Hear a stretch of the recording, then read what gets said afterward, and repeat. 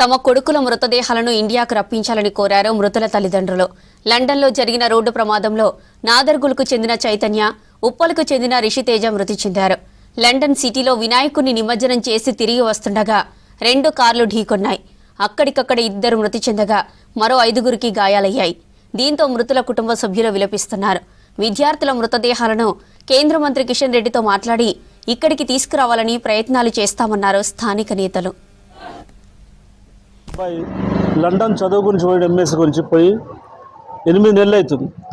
వినాయక చవితి సందర్భంగా వినాయకుని తీసుకొని నిమజ్జనం చేసి రిటర్న్లో వస్తుంటే యాక్సిడెంట్ అయిందని చెప్పడం జరిగింది.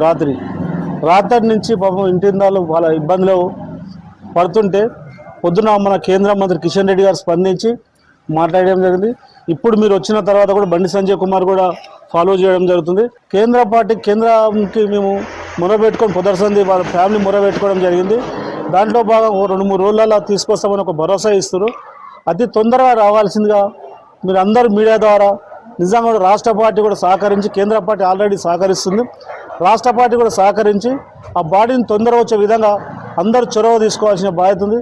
ఎందుకంటే ఇక్కడ ఫ్యామిలీలో చాలా ఇబ్బందిగా ఘోరంగా ఉంది. ఎందుకంటే అదేవిధంగా మన ఉప్పల్లో ఒక అబ్బాయి, ఈడ నాదరులో ఒక అబ్బాయి, ఈ విధంగా కావడం చాలా దురదృష్టకరం.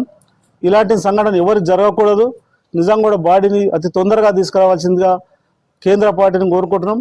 అదేవిధంగా రాష్ట్ర పార్టీ కూడా దానికి సహకారం ఇవ్వాల్సిందిగా కోరుకుంటున్నాం. తర్రే చైతన్య బీటెక్ కంప్లీట్ అయిపోయింది. ఎంఎస్ గురించి యూకే పంపించిన లండన్.